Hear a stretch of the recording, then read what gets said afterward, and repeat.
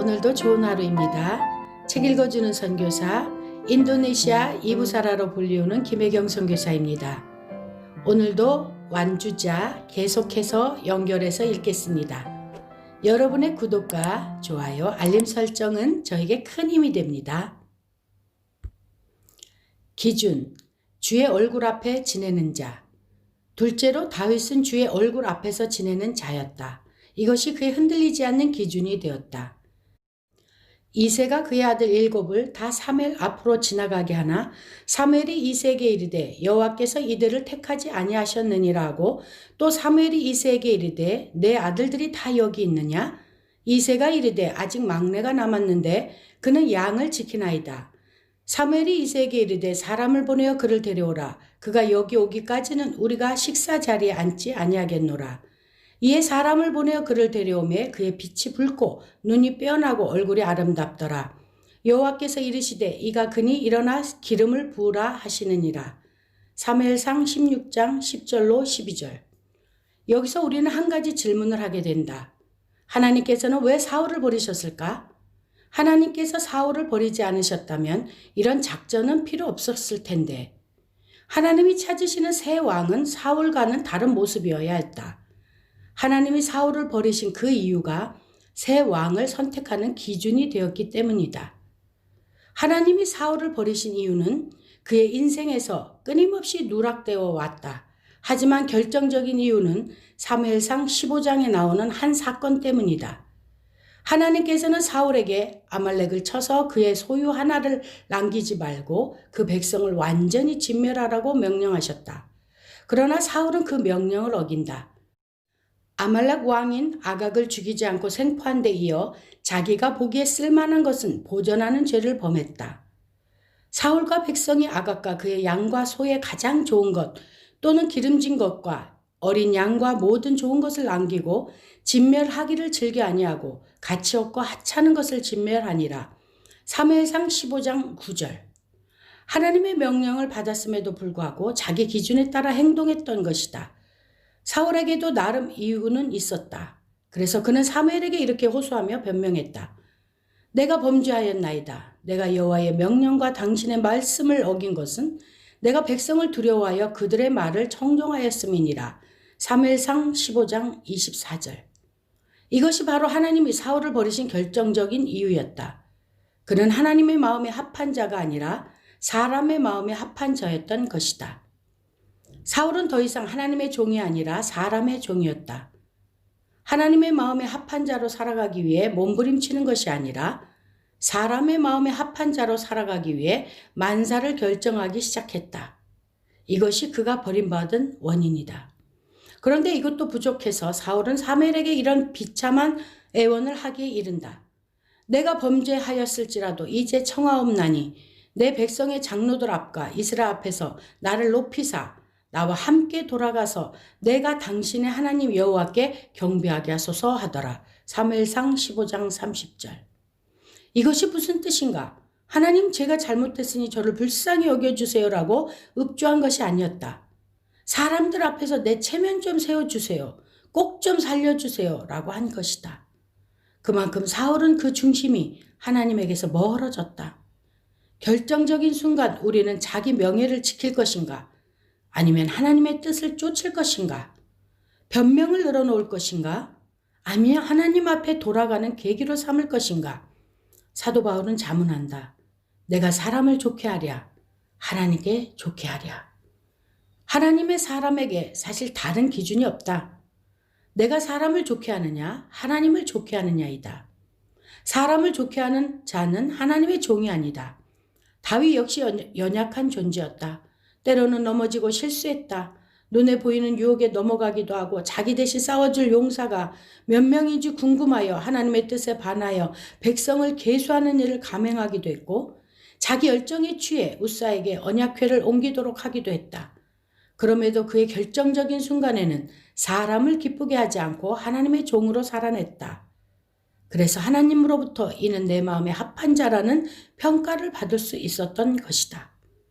하나님이 내 마음에 합한 자라고 하신 부분을 영어 성경으로 보면 A man after my own heart라고 되어 있다. 직역하면 하나님의 마음을 추적하는 자이다. 주님의 마음, 주님의 시선, 주님의 생각을 쫓으며 주님의 기준에 합격되고자 더 예민하게 하나님만 바라보는 사람이다. 다윗은 정말 그랬다. 그는 원수를 바라보지 않고 하나님만 바라봤다. 골리앗을 보지 않고 그 배후에 계신 하나님을 바라봤다. 사울 왕을 죽일 수 있는 기회를 보지 않고 그 뒤에 계신 하나님을 봤다. 밧세바를 범하는 죄를 지은 후에도 죄의 대가를 보지 않고 그 배후에 계신 긍휼을 베푸시는 하나님을 봤다. 그리고 자신을 주님의 손에 온전히 맡겨버렸다. 이로써 다윗은 이스라엘 역사 속에서 오랫도록 기억되고 기념될 수 있는 하나님의 사람으로 서게 되었다. 하나님은 사람의 종이 아닌 하나님의 종으로 살고자 하는 중심, 그 중심의 뿌리를 내려 맺히는 열매를 보신다. 하나님이 찾으시는 종은 그의 시선이 하나님 한 분께만 머무는 사람이다. 사람을 두려워하지 않고 하나님을 두려워하는 사람이다. 능력, 주의 능력으로 채워진 자. 셋째로 다윗은 주의 능력으로 채워진 자였다. 사무엘이 기름 뿔병을 가져다가 그의 형제 중에서 그에게 부었더니 이날 이후로 다윗이 여호와의 영에 크게 감동되니라. 사무엘이 떠나서 라마로 가니라. 사무엘상 16장 13절. 결국 하나님께서 다윗을 왕으로 지명하셨고 다윗이 기름 부으심을 받았다. 성경은 기름 부음을 받는 순간 여호와의 영이 다윗에게 임했다고 전했다. 기름 부음은 한 사람이 왕으로 세워질 때 혹은 선지자나 제사장으로 세워질 때 부어졌다. 이때 기름을 부으면 기름이 머리카락 사이사이로 다 흘러내린다.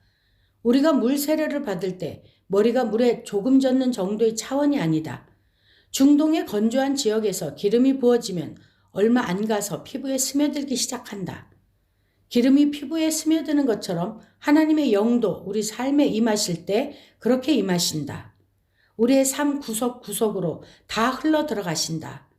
주님의 영은 그저 나와 함께 일하시는 분이 아니라 내 안에 스며들면서 나의 나됨을 만드시는 분이다. 그것을 성경에서는 이렇게 표현한다. 여호와의 영에게 크게 감동되니라. 다윗은 그 안에 임하신 여호와의 영과 더불어 호흡하기 시작했고 그에게 임하신 성령께서 이제 그를 세워나가기 시작하셨다. 우리가 다윗에 대해 크게 오해하는 것이 한 가지 있다. 다윗이 양떼를 치면서 목양과 리더십, 즉 지도자의 자질을 배웠다고 하는 것이다. 하지만 나는 그렇게 생각하지 않는다. 양 100마리를 치는 것과 한 민족의 왕으로서 각자 자기가 원하는 대로 행하려는 사람을 다스리는 것은 별개다. 한 분야에서 리더십이 통했다고 해서 그것이 모든 영역에서 통한다는 결론이 나올 수 없다는 뜻이다. 우리는 한 가지 질문을 던지게 된다. 무엇이 양치기 소년인 다윗을 위대한 왕이 되게 했는가? 여러 학자들의 분석에 의하면 다윗이 기름 부음을 받았을 때 그의 나이는 많아야 12, 13세 정도였다고 한다. 12세까지 양을 쳤던 소년이 어떻게 이스라엘의 왕이 될 수 있었느냐는 것이다. 게다가 다윗은 그냥 왕이 아니다. 나는 자주 이스라엘을 방문하여 섬기고 있는데 수천 년이 지난 지금까지도 다윗이 이스라엘과 이스라엘 민족에 끼치고 있는 영향력에 새삼 놀라곤 한다. 유명한 것, 중요한 것, 소중한 것들은 다 다윗의 이름이 붙어 있다. 예를 들어 유명한 5성급 호텔의 이름은 다윗 호텔, 유명한 번화가의 이름은 다윗 스트릿, 유명한 맛집의 런치 스페셜은 다윗 스페셜 같은 것들이다. 즉 그들에게 다윗은 그냥 왕이 아니다. 이스라엘의 상징이자 민족의 대표이다. 한마디로 왕 중의 왕이다. 양치기 소년이 운이 좋아서 시대를 잘 만나서 사람을 잘 만나서 기회를 잘 만나서 왕이 된 것은 아니다. 그러면 양치기 소년은 어떻게 역사의 길이 남을 왕 중의 왕이 되었을까?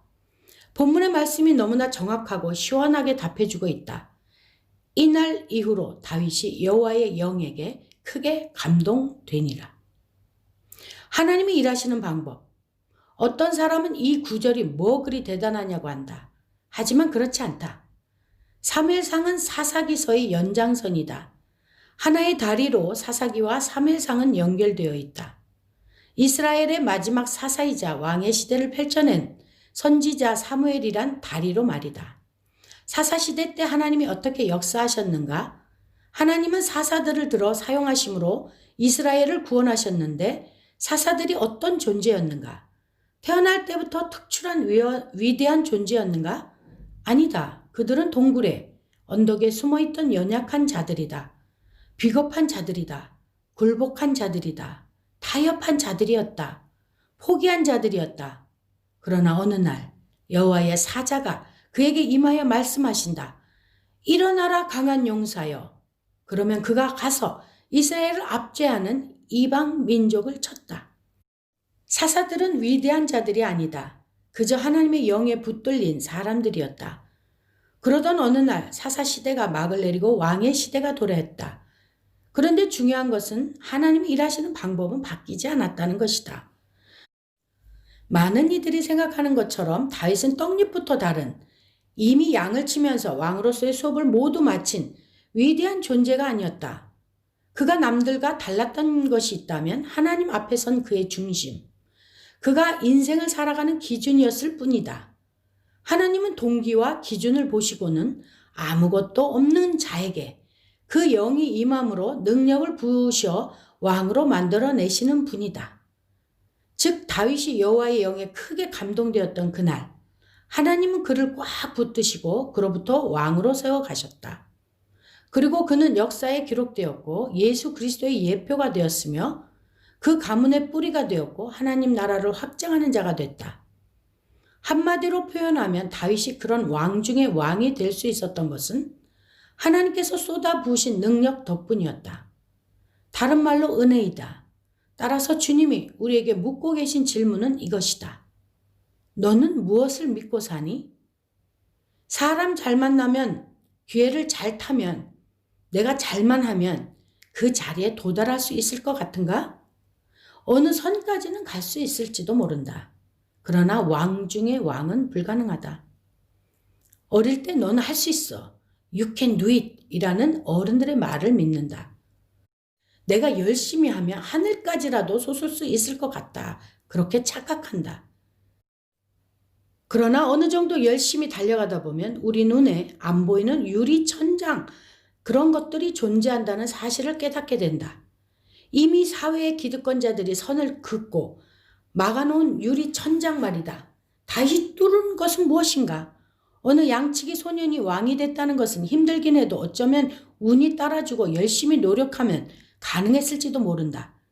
디즈니나 헐리우드 영화에서는 흔히 볼 수 있는 영웅들의 성공담이다. 그러나 다윗의 경우는 다르다. 일반적인 왕이 아니다. 왕 중의 왕이었기 때문이다. 유리 천장을 돌파하여 날아오른 것이다. 그 유리 천장을 뚫고 왕 중의 왕의 자리에 오를 수 있었던 것은 딱 한 가지로 설명이 가능하다. 여호와의 영에게 크게 감동되니라. 그런 영향력은 주님으로부터만 온다. 우리는 오늘 하나님의 은혜를 의지하며 살아가고 있는가? 우리 자녀를 은혜 아니면 살아갈 수 없는 존재로 키우고 있는가? 내 가정과 내 교회를 하나님의 은혜 없이는 한 걸음도 움직일 수 없다고 고백하는 존재로 이어져 가고 있는가? 주의 은혜를 생각할 때마다 눈물을 흘릴 수밖에 없는 신앙 고백으로 살아가고 있는가? 은혜로만 살 때 하나님께 합격. 나는 본래 말을 잘못하는 사람이다. 찬양도 잘 못한다. 처음 집회를 시작할 때 청년들과 같이 찬양하면서 마이크는 입에도 못 댔다. 심지어 설교 준비를 하는데 한국어 타이핑이 잘 안 돼서 제일 먼저 준비한 설교는 사촌 남동생에게 옆에서 내가 말하는 것을 받아서 치게 했다. 그때 준비했던 첫 설교가 가야 할 길이라는 제목의 설교였다. 정말 감사한 것은 그렇게 들어선 이 길을 걷는 동안 말 한마디 제대로 못했던 나에게 하나님이 조금씩 말을 가르쳐 주셨다는 것이다. 나를 제일 잘 아시는 우리 어머니는 지금의 나를 보며 얼마나 놀라하시는지 모른다. 지금도 나는 사역을 마치고 집으로 돌아가며 하늘을 바라볼 때면 하나님, 이것이 정말 왜 은혜입니까? 라며 감격한다. 하나님의 은혜에 매일 눈물이 난다. 본문을 묵상하며 하나님 앞에 정말 감사했던 것이 있다. 그것은 하나님이 사용하시는 사람의 조건이다. 하나님의 조건은 그 사람의 스펙이나 능력이나 배경 같은 데 있지 않는다. 그분의 조건은 오직 이것이었다. 내 인생에서 출세를 원하느냐? 나를 원하느냐? 사람을 두려워하느냐? 나를 두려워하느냐? 나의 은혜를 의지하여 살아가느냐? 아니면 너 자신을 의지하여 살아가느냐? 이 질문에 오직 하나님이라면 합격이다. 우리가 다 하나님의 은혜에 대한 간격으로 이렇게 고백할 수 있으면 좋겠다. 하나님, 저는 주님 은혜 없이는 살아갈 수 없습니다. 주님은 그런 사람을 찾기 원하신다. 포기하고 싶을 때 주신 선물. 이런 메시지를 나누며 낙심하는 사람이 많다. 정말 찔리는 말씀이다. 이 말씀을 들으니 신앙생활을 포기하고 싶었다. 저는 이미 저질러 놓은 죄도 너무 많고 너무 오랫동안 이렇게 살아서 어떻게 돌아가야 할지도 모르겠어요. 주님을 향한 순수함과 열정도 다 식어버렸습니다. 이 말씀은 좋은 말씀이긴 하지만 저에게는 해당 사항이 없습니다. 전 그냥 적당하게 살겠습니다. 그런데 그런 우리에게 주님이 참 좋은 소식을 전해주셨다. 상한 갈대를 꺾지 아니하며 꺼져가는 등불을 끄지 않으신다고 하신다. 지금까지 잘못 살아왔다고 해도, 방향이 잘못되었다고 해도, 열정이 식어버렸다고 해도 주님은 우리를 놓지 않으신다는 것이다. 그 이유가 무엇인가? 시간이 지나면 언젠가 타오를 것 같아서? 언젠가 쓸모 있을 것 같아서? 아니다. 상한 갈대를 꺾지 않으시고 꺼져가는 등불을 끄지 않으신다는 약속 앞에 이런 말씀이 있다. 내가 붙드는 나의 종, 내 마음에 기뻐하는 자, 곧 내가 택한 사람을 보라. 내가 나의 영을 그에게 부었은즉 그가 이방에 정의를 베풀리라. 이사야 42장 1절. 이 말씀이 무슨 뜻인가? 하나님이 붙드시는 종, 그 마음을 기뻐하는 하나님이 택하신 종, 즉 하나님의 마음에 합한 종이 있는데 그 종 때문에 우리를 참으신다는 것이다. 그 종이 누구인가? 지금 살펴보고 있는 다윗인가? 만약 다윗이 오늘날 우리와 함께 있다면 이렇게 이야기할 것이다. 사무엘 16장의 주인공은 제가 아닙니다. 저는 표지판일 뿐입니다. 그 표지판에는 이렇게 기록되어 있습니다. 진짜 다윗, 진짜 왕이 올 것이다. 진짜 하나님의 마음에 합한 자가 올 것이다. 참된 종이 올 것이다. 그리고 그 종이 인간의 형상을 입으시고 다윗의 후손으로 왕 중의 왕으로 진짜로 이 땅에 오셨다. 하나님의 기름 부으심을 받으신 그리스도시다. 그리고 하나님 아버지께서는 그분에 대해서 이렇게 소개하신다. 이는 내 사랑하는 아들이요 내 기뻐하는 자라 하시니라. 마태복음 3장 17절. 한마디로 내 마음에 합한 자라는 말씀이다. 그런 종이라면 왕궁에 들어가 왕자에 앉아야 있어야 하지 않겠는가? 사람들의 친송을 받으며 왕이 되어야 하지 않겠는가? 그런데 참으로 희한하게도 그 종은 왕궁에 들어가기보다 골고다 언덕에 오르셨고 왕자에 앉기보다는 십자가에 달리셨고 사람들의 칭송을 받기보다 침뱉음 당하고 죽임 당하셨다. 그 이유가 무엇인가? 그가 찔림은 우리의 허물 때문이요. 그가 상함은 우리의 죄악 때문이라. 그가 징계를 받음으로 우리는 평화를 누리고 그가 채찍에 맞음으로 우리는 나음을 받았도다. 바로 우리를 위해서다. 그분이 상하심으로 우리의 죄악이 사함을 받고 그분이 징계를 받으심으로 우리는 평화를 누리며 그분이 채찍에 맞으심으로 우리는 나음을 입었다. 그런 주님을 우리 인생의 유일한 목적으로 맞이하자. 사람을 보지 말고 그분을 바라보자. 하나님이 직접 채우실 그분의 능력을 의지하고 그분의 손을 신뢰함으로 진정으로 주님만을 선택하자. 지금이라도 늦지 않았다. 아직 돌이킬 수 있다. 그동안 잘못되어 있었던 내 신앙의 동기, 내 삶을 살아가는 기준, 그리고 살아가면서 내가 의지했던 것들을 하나님 앞에서 모두 뿌리채 뽑아버리고 참된 신앙으로 돌아오는 은혜가 있기를 바란다. 그리하여 우리가 세상을 떠난 후 우리의 흔적을 기리는 영적 비석에 하나님의 마음에 합한 자라는 주님의 칭찬이 새겨지기를